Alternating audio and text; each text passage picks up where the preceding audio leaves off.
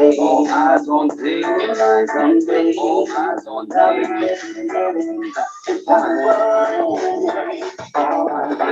In the darkness, she's the sunshine. A candle burning bright for all. Happy day, everybody. Bringing a happy day, so keep her up. Beautiful guest on today.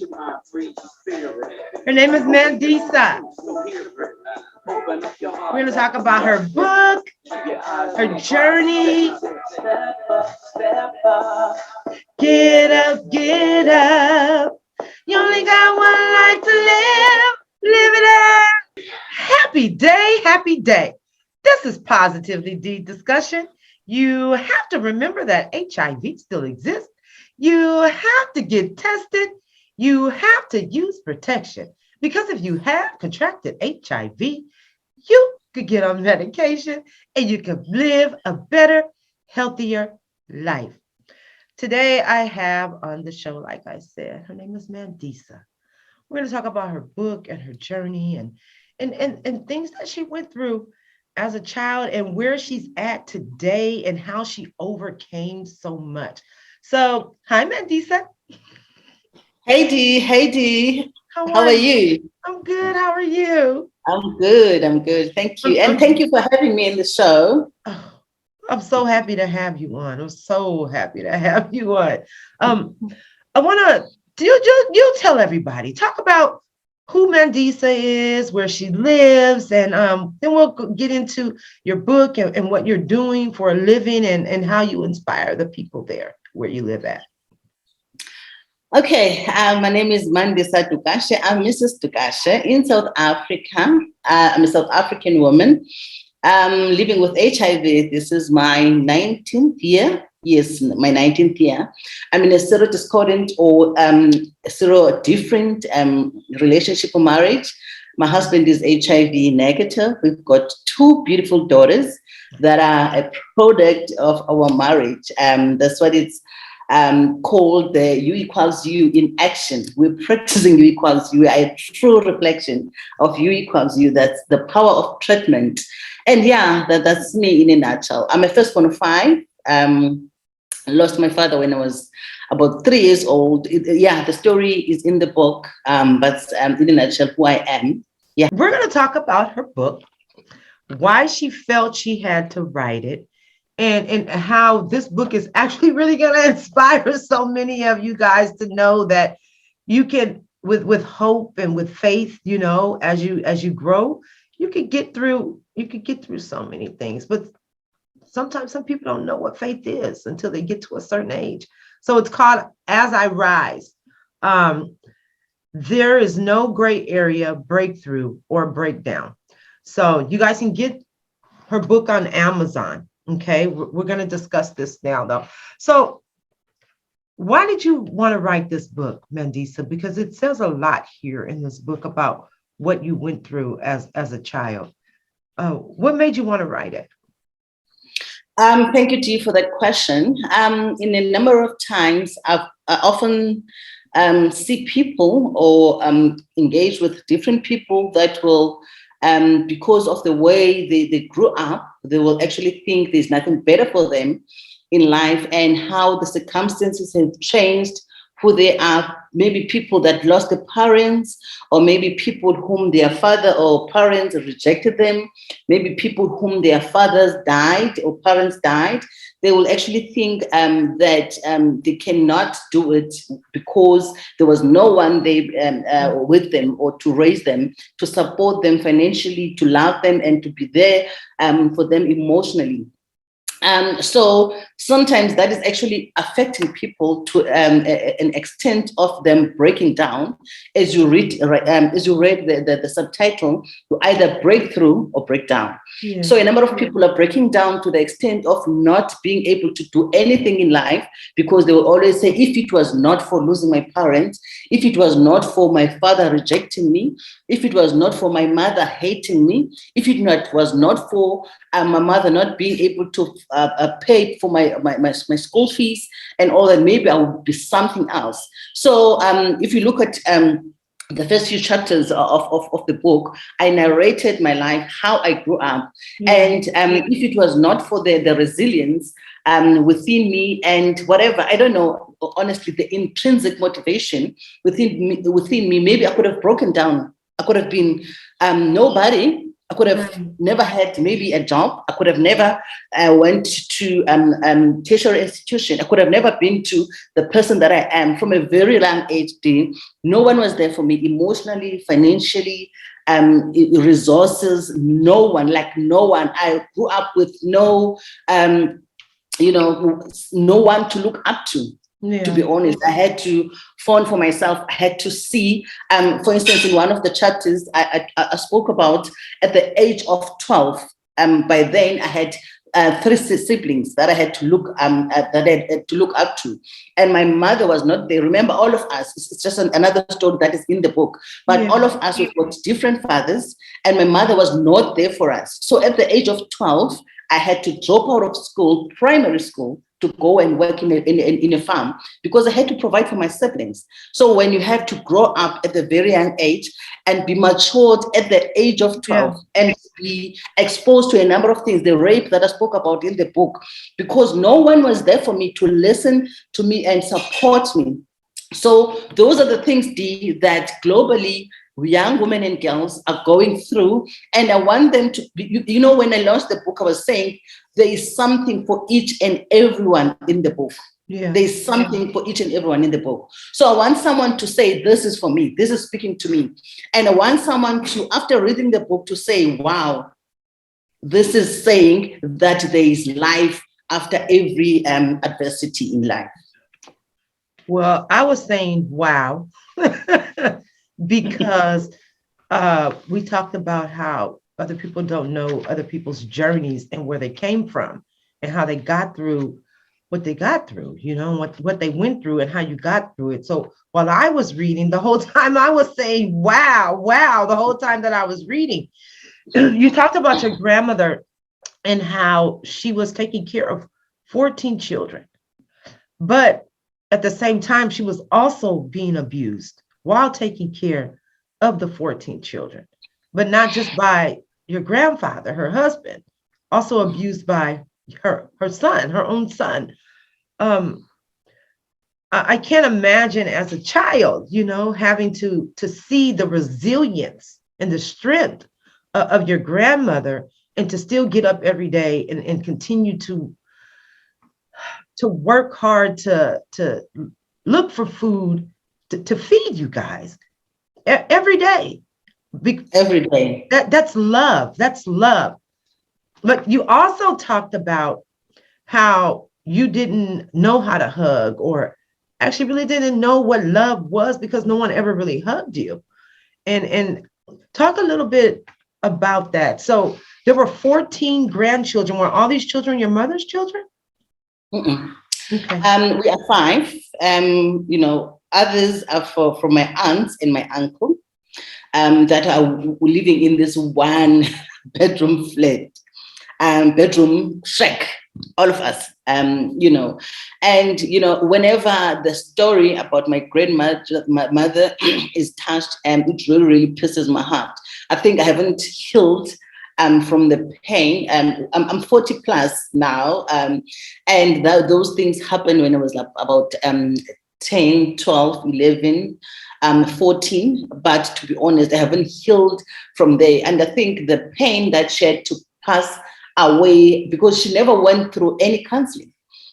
All the suffering and pain, as you are saying, that she has to look after the 14. And, not only my mother was not there financially to support my grandmother and us, even my aunts and my uncles, they were not there. As you're saying, that my grandmother had to wake up every morning and go from household to household, borrowing a dish of mealie or dish of sand, so that we from school were able to eat, and having to beg from household to household so that we can have a school uniform.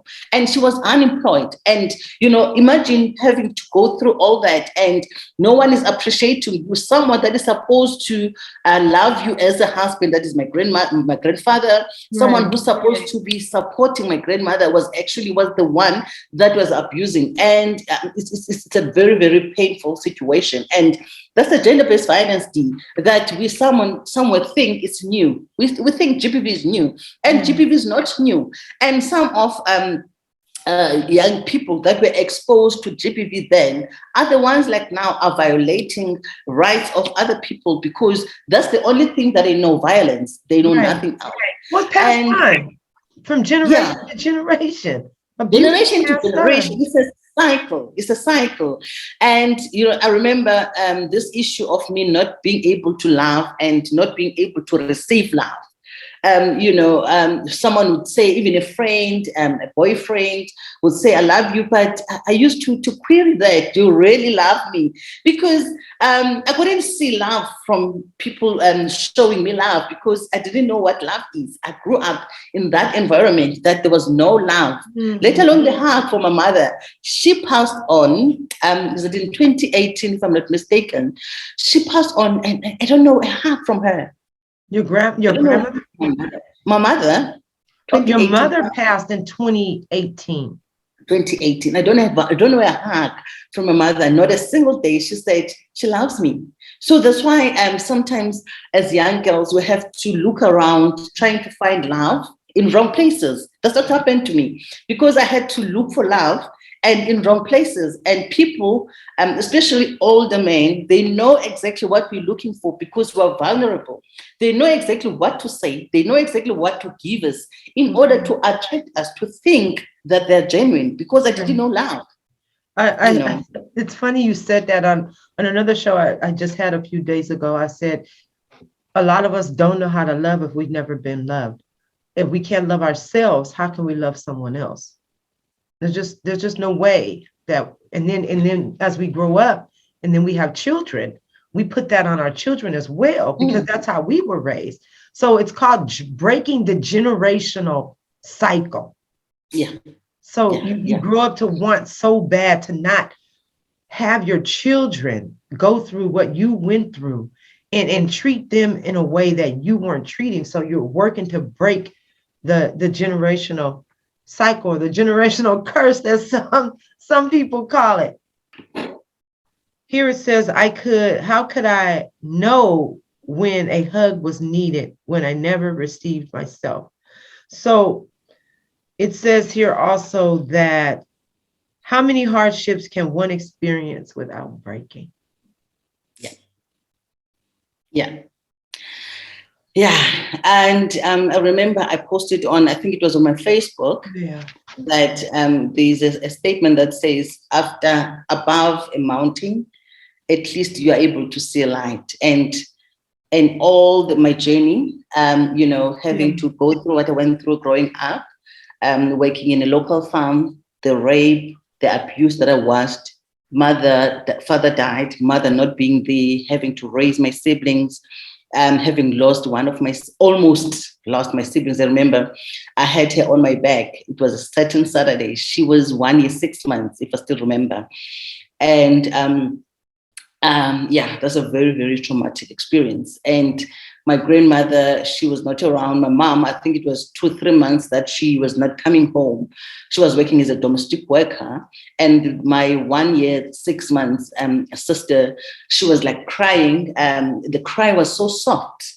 And then the eyes were like sunken, the eyeballs were just sunken. And I thought she was hungry and she was crying, but there were no tears. Like now that I'm a nurse, my background, so I know exactly why there were no tears coming out, because she was dehydrated, and there was some kind of a smell that was coming out of the mouth. And the only thing that was in the house, we didn't have paraffin, because then there was no electricity. We used candles and paraffin to light up the house, but there was none of that in the house. It was around 7 in the evening, and I was sitting outside with my sibling, my 1 year, 6 month sibling.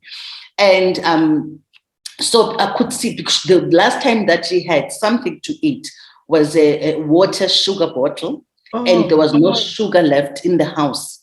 And the only thing that I had was SEMP. I'm not sure if you have SEMP in the States. There was SEMP with... What is it called? SEMP. From maize, then they crush it to SEMP. No, we I don't don't have think so. that. I don't think. I remember my book editor. My No. book editor from the States was asking, "What is it?" And I Yeah, had to what is answer. it? Yeah, no, we Yeah, don't. it's corn, if I can put it. It's corn, but it's crushed. Okay. It's not that soft. Yeah, it's corn.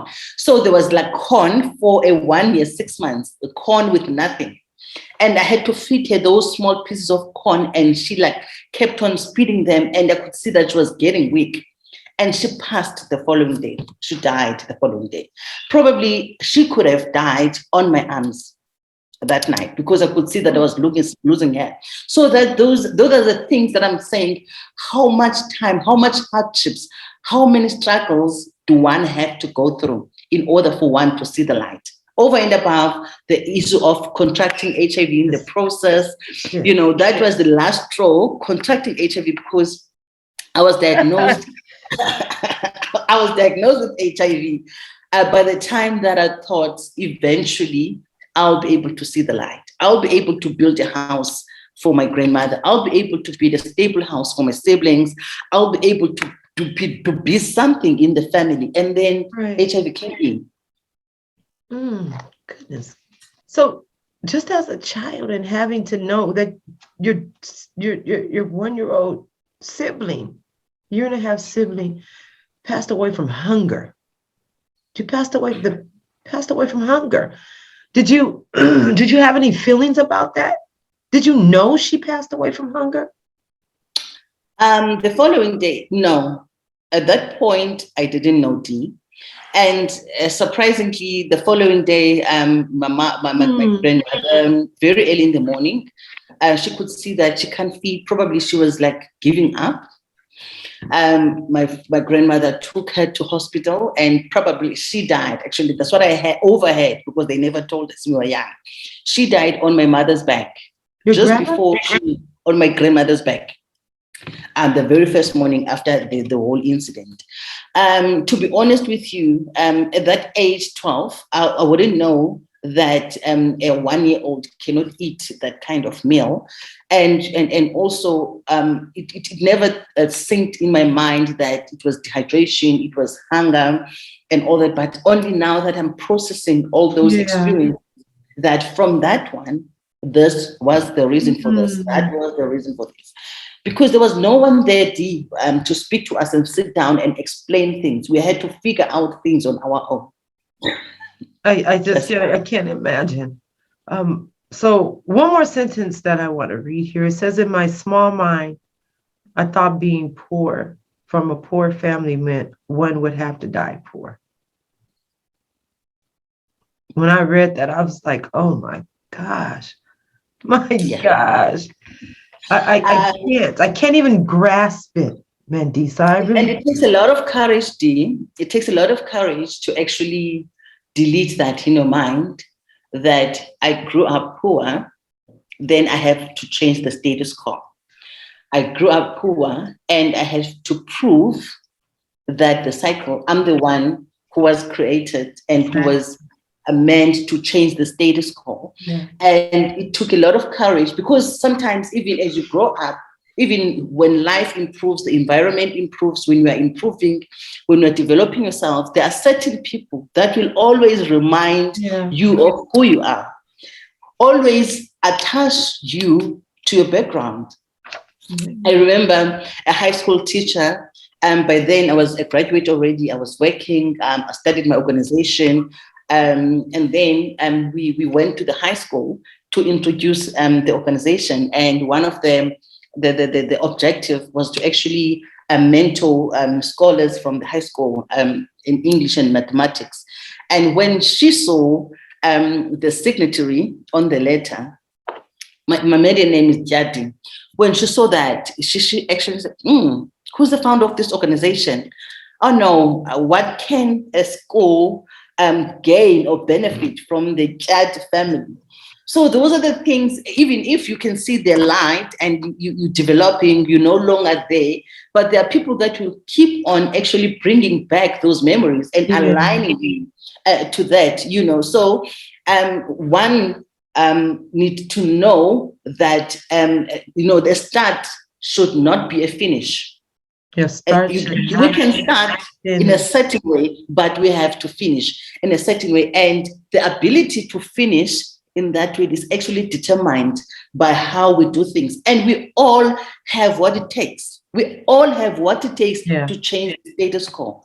I believe that. I do. I believe that. I said I wasn't going to read.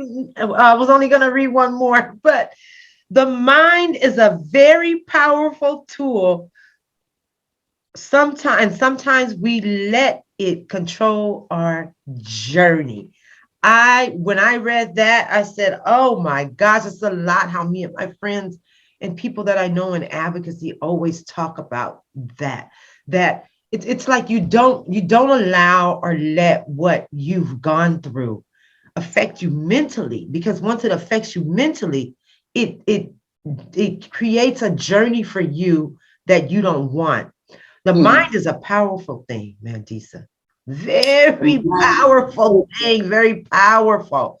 And once you learn to control your thoughts, then things change around you, things change mentally, because you start seeing things differently in life.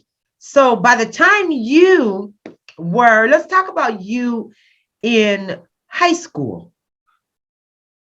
And once you were in high school as a teenager, you guys don't call it grade school. What do you call high school there?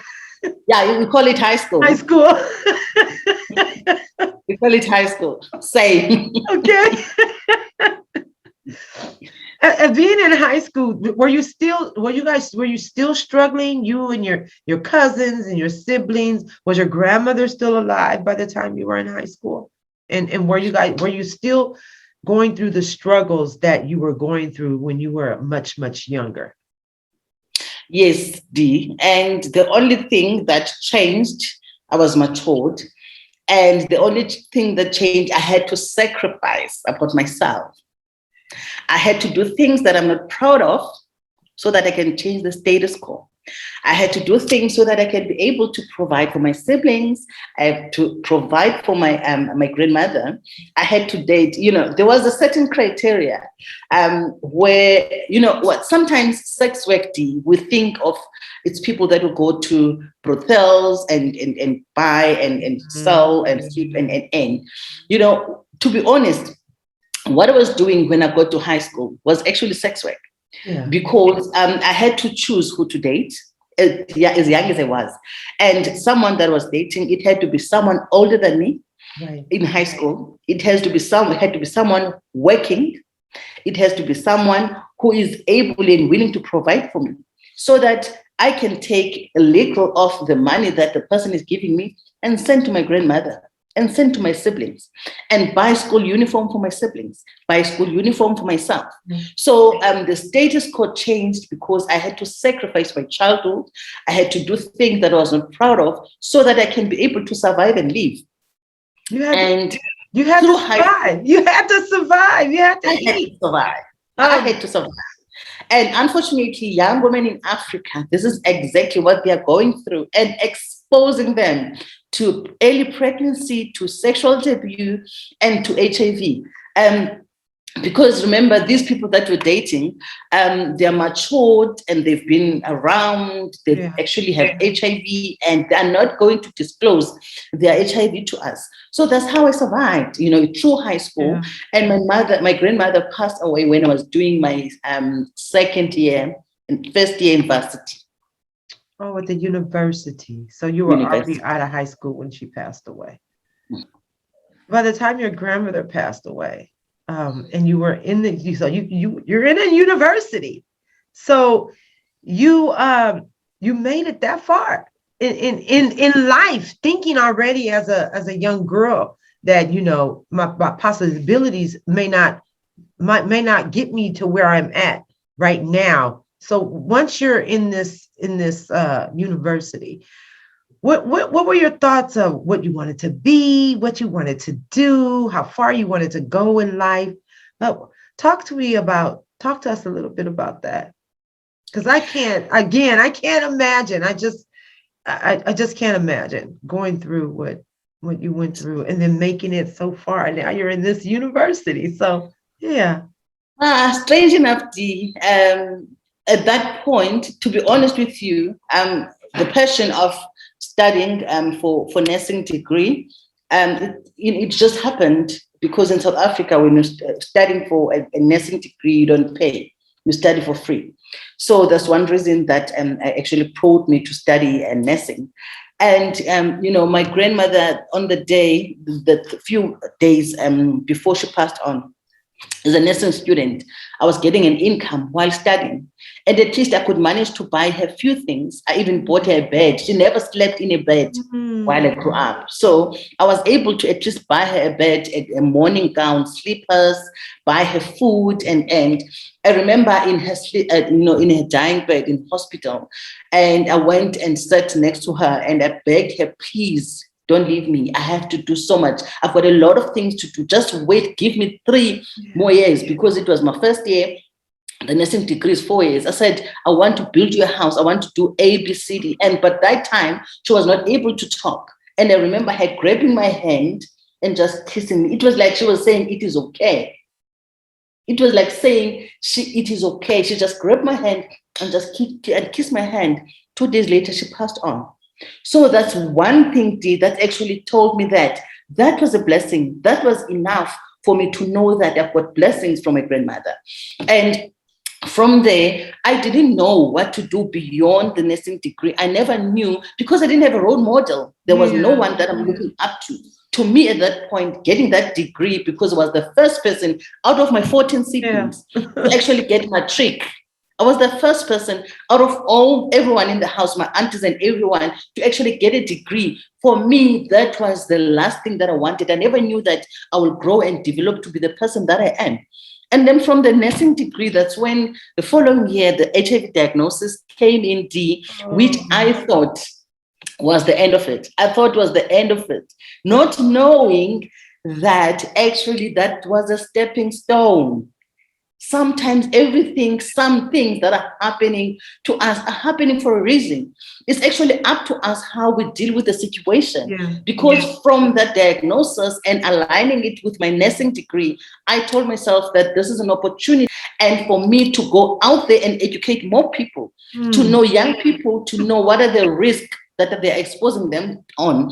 And then for people that are already living with HIV to say there is life after HIV. That was a stepping stone. That was a red carpet for me, to be honest. Because from obtaining my nursing degree, I studied further at Dean.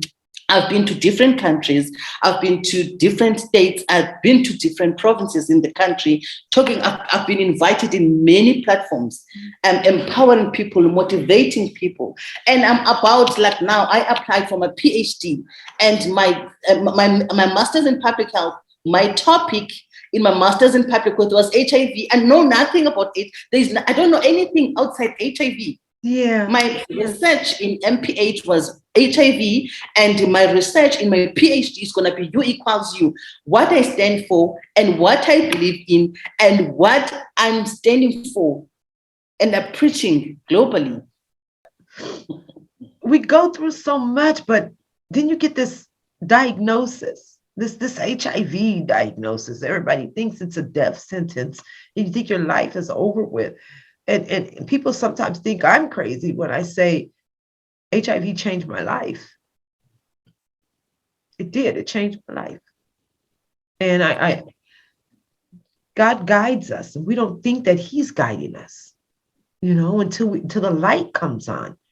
That sometimes all these things that we go through, it's a part of our strength, to make us stronger, to get through the rest of what God has for us. So I always say, climb that ladder and keep climbing until you get to the top.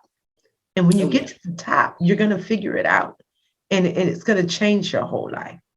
Sometimes we have to take the pain that we've been through and we turn it into a positive. And that's exactly what you did.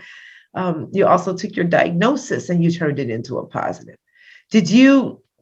Once you found out that you were HIV positive, did you come out and tell everybody right away that you were HIV positive? And how old were you when you found out that you were diagnosed, that you were living with HIV? 2002, 2021. 2002, 23. Oh, you were a baby. 23. I was 23, 22, 23. Yeah. And when I went to test with my friend from college, university, and I had to tell her, when you're laughing, you're talking on your way to the clinic, you're excited and happy, and there's no way that you can hide the status from the person because she's going to see definitely that it's going to change on your face. Yeah, change on your face. Emotions and everything. So I had to call her in and then break the news to her. So from her, the second person that I wanted to talk to was my ex-husband. And it took me a week to keep the news. And then I went home and then I told him. And, surprisingly, the only thing that he said was, I'm going to love you for who you are. I'm going to support you. And looking, I tested for HIV while in that marriage, and it was negative. And in his mind, knowing exactly what he was doing and the infidelities and everything, it never crossed his mind that he's actually the one who brought HIV in the marriage. And I didn't want to point fingers because I didn't want us to fight. Yeah. Sometimes we can be blinded by situations, because with the HIV coming into the marriage, I actually said, thank God, maybe things will change. Maybe he will stop cheating. Maybe he will be focused. Maybe he will be a better person. Nothing changed, did it? Nothing changed. It actually got worse. Things got worse, and that was 2002. That's when I decided, 2003, I decided to just leave the marriage and divorce him. So after a week, I told him. In 2 weeks' time, I went to the university, senior management. I disclosed to them. And I think one thing, it was a comment that was made by one of the fourth-year students that was discriminatory towards HIV positive people. And then I said to my close friend that I went to test with, I said, Kuba, this is one less straw. I'm disclosing. I can't let people. So the thing is, when you are hiding your status, you are exposed to all those negative things people are saying, all those discrimination and everything.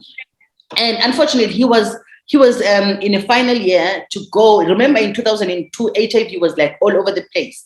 And most people in hospital we actually had HIV, and letting a nurse go and nurse people with HIV with that attitude, that's something that I was not ready to let it happen. So that's when I went to the university management to say, I want an awareness campaign. I'm HIV positive.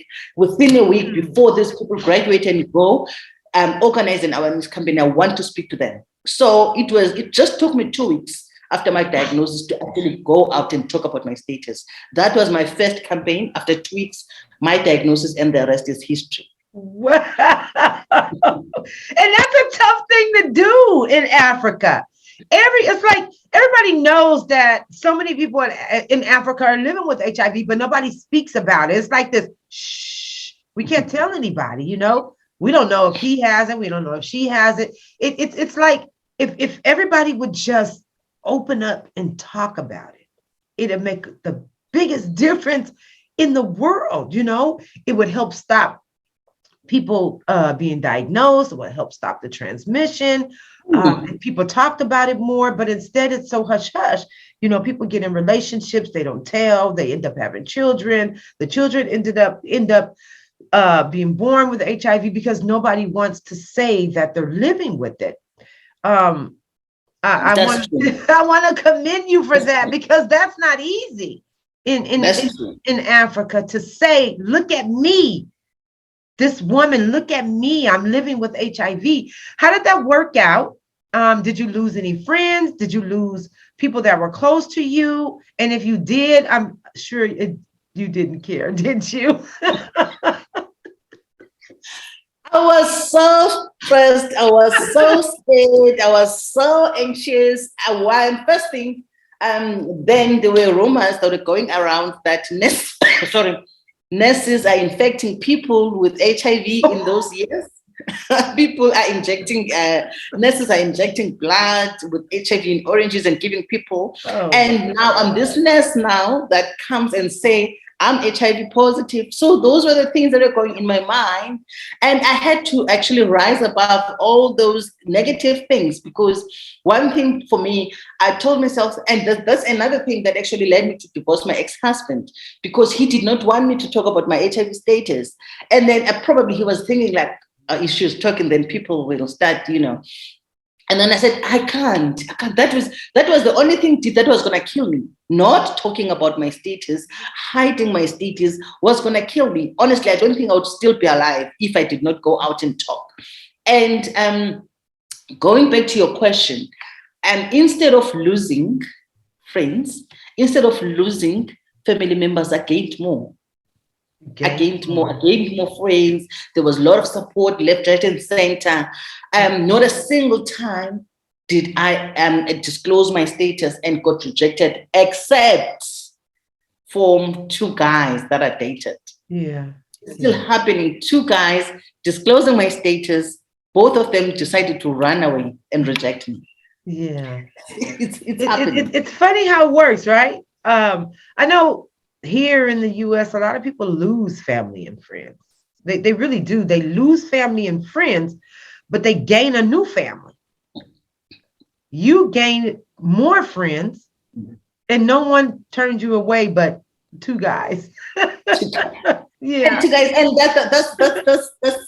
that's happening most of the time.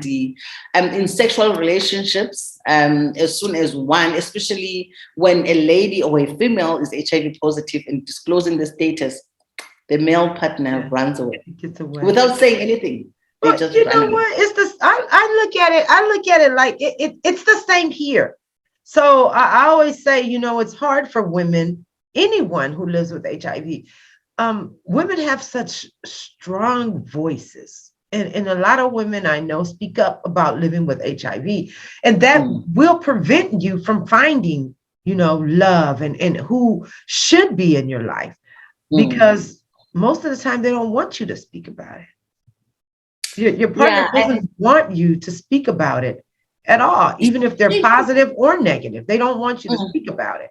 I've also saw and learned that a lot of women who are advocates and speak about HIV, when they get in a relationship, you don't see them anymore.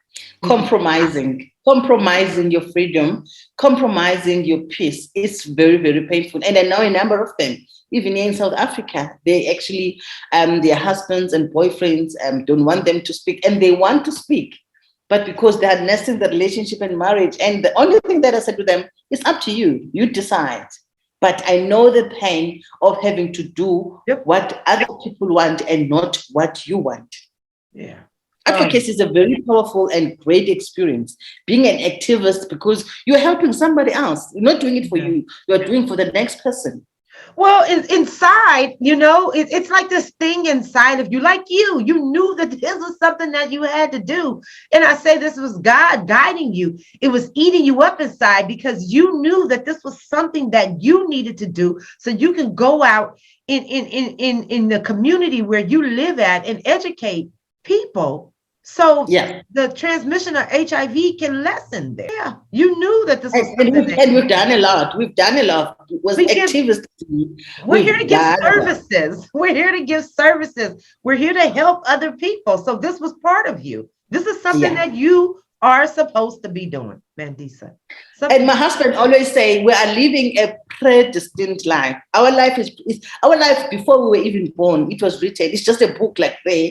I'm just living from chapter 1 to. So I was like, it's no use of me saying, why did I not use protection? Why was I killed? Exactly. There's no why now. The why is not gonna help me anyway. It's a matter of what's next. What am I supposed to do? So my life. Then anyway, it was aligned, it was attached. The HIV status is part of me.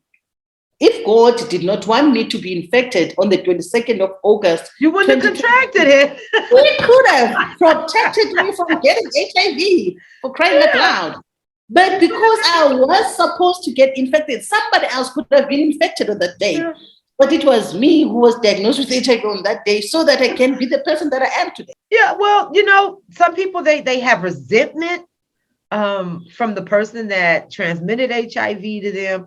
I never held any resentment at all. I just didn't want to die. That was it. That was all I thought about. And I thought about my daughter. It was never any resentment like this person did this to me. I want to get back at them. That was never a thought in my head.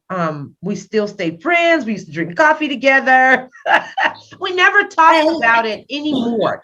I just wanted to stay alive for my daughter. That was all that was on my mind. That was it. And if you had that resentment, what were you going to gain from that? Nothing.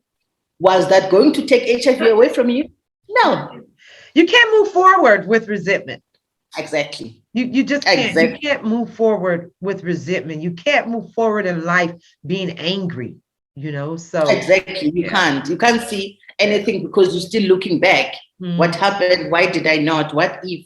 And all that. You can't think positively and you can't think forward, thinking back, So that's true. So let's talk about your advocacy. Let's talk about your advocacy and U equals U. And when did you hear about U equals U? And how did it make you feel when you heard about it? When you heard the message of U equals U? How did it make you feel? Did you believe it? Were you excited? Did you have to go and do some research? My first daughter, born in 2010, we paid a lot of money with my husband when we wanted to conceive her. And 2013, we wanted to conceive our second daughter. And we remember serodiscordant, condom all the way. And there were no talks about PrEP. We didn't know anything about PrEP. And somehow, my husband came across the HP 1005 to study and came with the data. He came across it, not you. He's the one. You got me there. My husband came through this data, excited like a baby. And Mama, baby, look at this. There's this study that is saying when one is HIV positive on treatment and suppressed, you cannot. I said, no, seriously. He said, yes. And in my mind, I never wanted anything to expose him to HIV. Yeah. And we digged more and we saw more data, saw more information, and we got convinced with data and the study, the preliminary results from other studies that were coming out. So we decided towards the end of 2013 to actually sit down and say, let's give it a try. Let's give it a try naturally and see if I cannot conceive. So in 2013 was the first time that you guys did not use the condom in your marriage. 10 years later, because we met in 2003, God. 10 years later, that was the very first time. After seeing the U equals U built up data, we trust the science, then we decided to give it a try. We decided to do it. I bet you that was a night, wasn't it? Oh my word, D, just put you in my shoes, just. So, that was a night for both of you. No. So that was it. And wow, what an experience. And you had another child. Yeah. And then March 2014, got pregnant. Oh, wow. Actually, we started then practicing U equals U November, December 2013, and we never looked back. I gave birth December 2014. We never looked back. We've been relying on me taking my treatment. And knowing exactly how it feels and how it tastes without how do you think we can go back to So U equals U for my marriage. It was liberating. It was freedom. It gave me a satisfaction. It actually, we were more closer with my husband. We gave birth to my little daughter 2014 December. And we're still here. The HIV negative, my husband is still HIV negative. We're still relying on U equals U. And when I saw the campaign from Prevention Access Campaign, I said, I'm taking it forward. Actually, I'm aligning it with my life. And 2018, that's when UNAIDS featured us in their report, and our story went viral. And I said, this is an opportunity to actually took our story that went viral, because it's a true reflection of U equals U, that here is a couple, HIV discordant couple, gave birth to two beautiful daughters. Because the wife is taking treatment, is virally suppressed. That's when I actually, 2020, I actually decided to launch a country U equals U campaign as a U equals U pioneer in South Africa, a very powerful campaign that was like this politician came in and joined. We trained a lot of people who had a very powerful march with the Minister of Health, a number of politicians, provincial people joining. And now, it's late mid-year 2021, we actually launched a U equals to Africa forum with another advocates from the African continent. It's led by people with HIV, because we want to say, look at us. This is the benefit. Yell it as loud as you can, because people need to hear it and they need to know about it. It's helping get rid of that stigma in society too, And getting less and less. The stigma. We're eliminating the stigma. Actually, no one is stigmatizing anyone. So we're actually fighting with internal stigma now, so that people can start accepting and talk about their status, because no one cares. HIV is not that scary thing anymore now, because people know we are not infectious. And we are more beautiful, we are more strong, we are more powerful, we are more healthy, we're living longer, we are lovable. Isn't it the greatest thing, to talk about it? It seems like I'm looking at you right now, and just the smile and how your face lights up when you talk about it. That's how I feel when I talk about it. It makes me so happy to speak about U equals U. It does something to me, because I'm giving the information to people. It's the happiest feeling to know that you can't transmit HIV. It's the greatest feeling. It's the greatest feeling. It's actually removing something. It's removing a certain kind of way people are looking at us in a different way, Dee. Yeah. They look at you in a different way. There's some people here that I know. I'll just give a bit of this story, because some people don't understand, and they don't want to understand, and they don't want to learn. So I'm open, and everybody knows that I'm open. I tell everybody I'm living with HIV. It doesn't matter, actually who it is. It's not like I just walk in the grocery store and say, "Hi, I'm Dee. I'm living with HIV." But when people have questions, because I might have on a T-shirt, you might have on a button, people are reading, they'll ask you, what is that? So there was a woman that I was talking to one day, and I had on a U equals U mask and a U equals U hat. And I talked to her, and I told her what it was, and I told her how long I lived with it. And she said she had a relative that passed away from AIDS. We talked a little bit. And after that, come to find out that she told everybody where she worked at. And I go in there a lot. And one woman that I know that I'm a friend with said that when I come in, he tells people, you watch out for her. She has HIV. All I can do is laugh. Like, what am I going to do? Touch you and breathe on you, and you're going to contract HIV? So that's what he was. She told someone else that worked there, and he went around and was telling people, "Oh, watch out for her when she comes in. She has HIV." What's gonna happen? I don't know, but I thought it was funny. My word! People that used to stigmatize us. Funny enough, some of those people that used to talk negatively about other people, they passed on. Yeah. As soon as they are diagnosed with HIV, they can't keep it. They can't take it, because they think about. There was a guy that sent me an inbox the other time. See, he said he actually struggles to accept his diagnosis, because he always think about how he used to talk about people with HIV, and now he had it.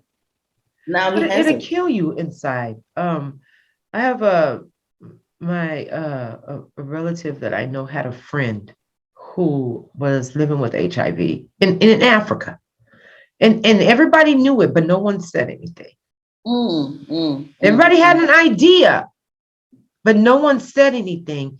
And this friend of theirs eventually passed on. But when he passed on, he didn't even look the same. It didn't even look like the same person. It's like it just ate him up inside. He looked nothing like the same person when he passed away. And still, even when he passed away, no one still said that he had been diagnosed, because he never disclosed it to anyone, because he never went to get tested. So it's like, but if you go get tested, then it's going to confirm that you're living with it. So you rather just not go get tested. Yeah. And there's still a number of people that actually say they rather die not knowing. Yeah. That's the most dangerous thing. They rather die not knowing. So those are the people that you are here to help. Those are the people who are saying living positively with HIV is not wrong. No one went to any store to buy HIV. We did not go and buy HIV.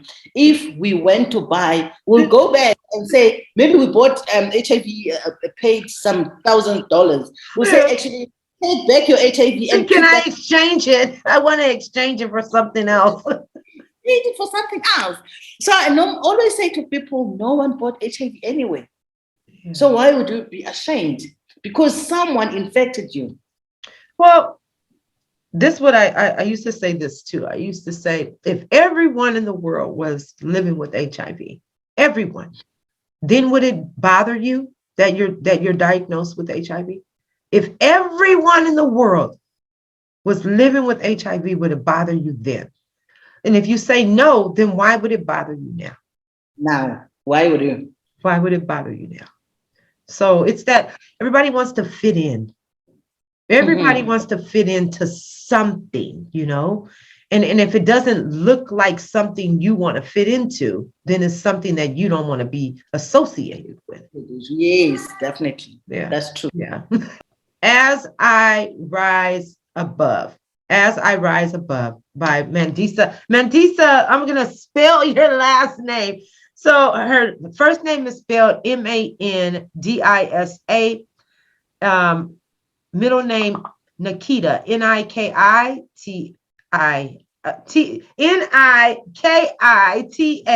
and her last name is Dukashe. And you can buy the book on Amazon. I need to finish it. It's a really good book, though. And you're not going to want to put it down. You're not going to want to put this book down, believe me. Thank you so much.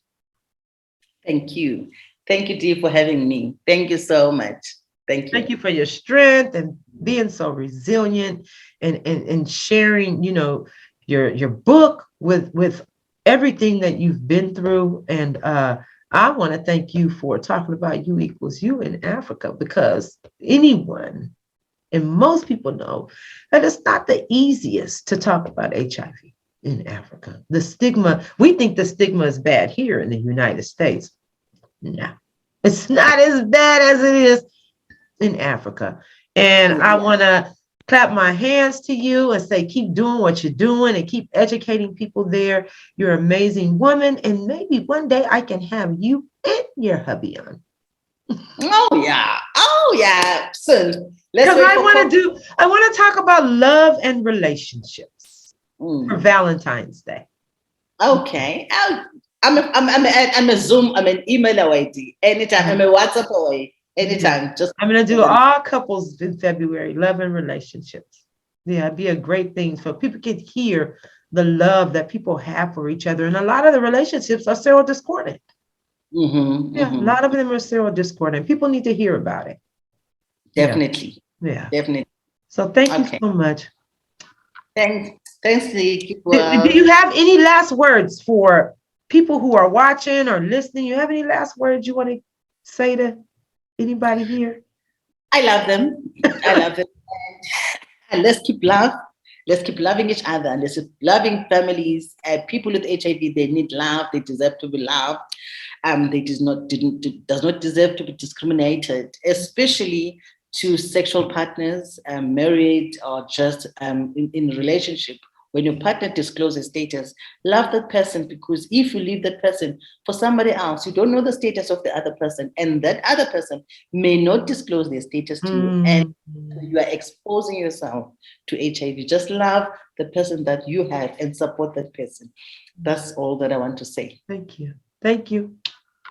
Thank you, Dee. Bye. Bye-bye. Yes. Thank you, Mandisa. Thank you. So, if you want to know more about getting tested, you can go to hiv.gov, hiv.gov. You can type in your city, state, or zip code, and it'll give you the testing areas in your site. Testing sites in your area. hiv.gov, hiv.gov. It will give you the testing sites in your area. If you want to know more about U equals you, you can go to u=u.org or preventionaccess.org. This is Positively D. You have to remember that HIV still exists. You have to get tested. You have to use protection, because if you have contracted HIV, you could get on medication and you could live a better, healthier.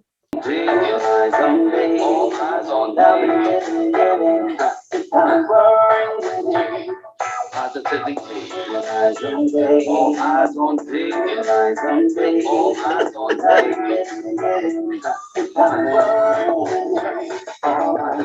In the darkness, she's the sunshine. A candle burning bright for all time. Listen up, Christians, the one bringing a happy day, so keep on looking up and elevate your mind, free your spirit. You've been waiting on the truth, so hear it. Open up your heart, let the love in. Keep your eyes on the prize, today is it. Step up, get up, get up. Only got one life to live. Give it up, yeah.